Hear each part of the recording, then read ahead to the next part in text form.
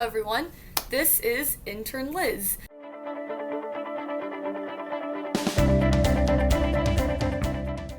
I now have a face to my articles. So I decided for this little article series, I'm going to be doing videos to go along with them. So you can always watch the video instead of reading the article. It might make it a little quicker. It might just be a little easier to understand with hearing it from words rather than reading. So for this article, I talk about net energy metering, which is also known as NEM. So what I did for this article is I basically started with my understanding before I did any research, and then I did a section on what I learned from my research that I did, and then I finished with wrapping up with what I learned, and then also how this affects homeowners like you guys. So before I did research, my understanding was that NEM is a way to pay back solar owners for the energy that they do not use. And then the way that this works is solar is connected to the local energy grid, and the energy that the solar on a house produces goes into that grid. The solar energy produced will either cover that house, and they'll have a surplus, or they will use more than got produced from their solar, and they will have to use energy from the utility company. So if they produce a surplus, the utility company will sell what is given back to them from the solar owner, and then the utility company will then pay that solar owner for the energy that was provided because of net energy metering.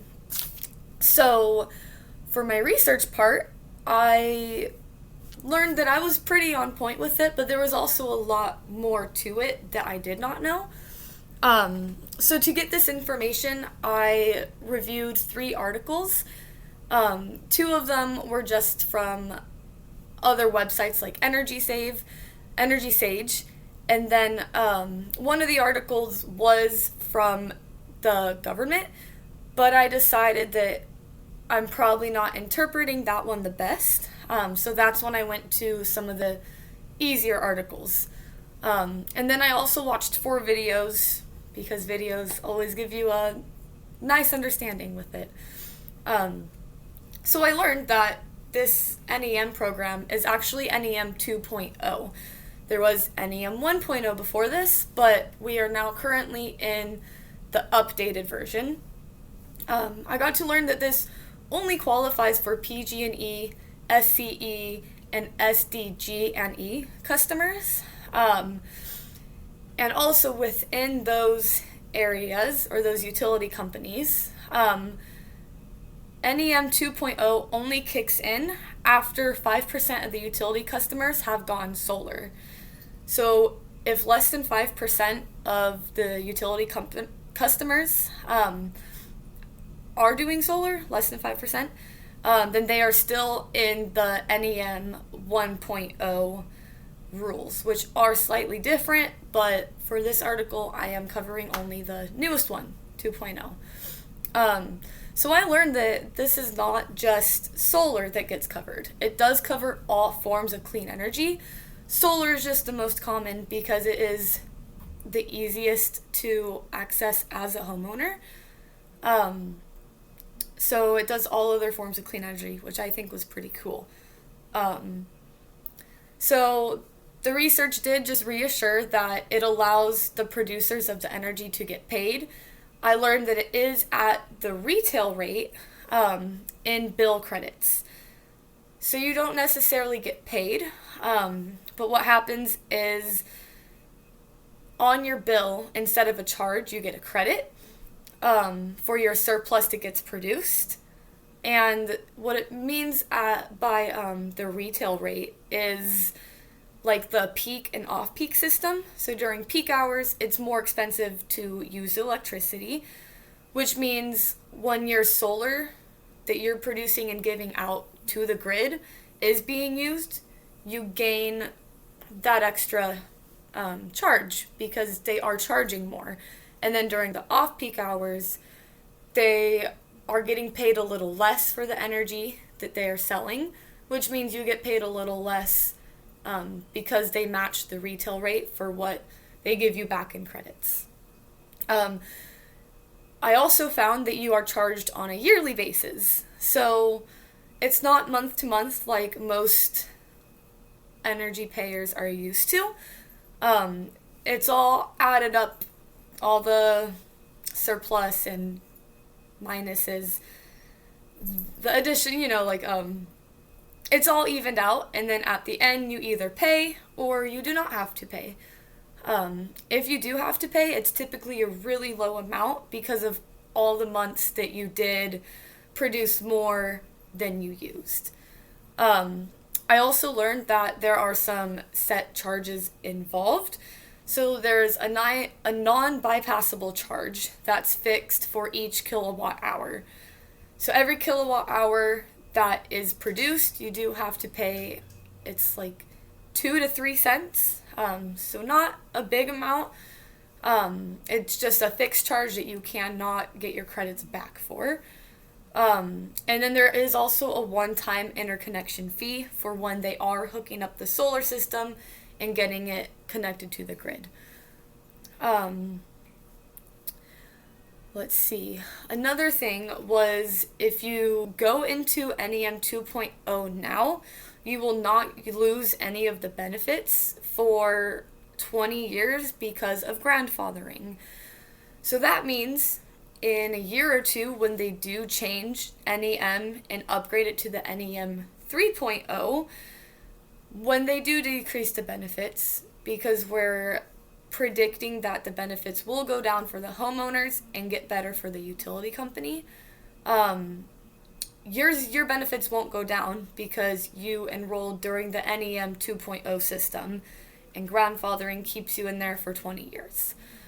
And there are 4 other programs that get a little more specialized with certain situations, but those are typically on a company basis where they have a lot more. They have a different system. One more thing to mention is that for the homeowners, you only qualify if your system is under 1 megawatt. So it does depend on the size of your system, but I feel like a majority of homeowners do have their solar system under 1 megawatt. So once again, during my research, it just reassured that the steps that it happens. So during the research, it showed that your solar energy goes back to the utility company. They sell it at retail rates. What they sell gets put on your bill as a credit, and after 1 year, the difference is calculated, and you either pay for what you ended up with, or you end up not having to pay. So since I'm on this topic, I will go ahead and touch in on the AB 1139 bill. Thankfully, it did not get passed, but utility companies were trying to pass it, and basically it would have lowered the profit that the homeowners would make, because they would not have to do NEM. It was trying to take away NEM, which obviously profits the utility companies, but then the solar owners end up losing a big benefit. But thankfully it was not passed.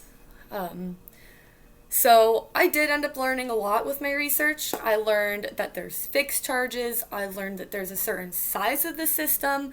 I learned it's not just solar. There's specialized programs within this one. I also got clarification on how the payment works. Like, you don't just get a check in the mail. You get credits on your bill. So you save money rather than getting it back.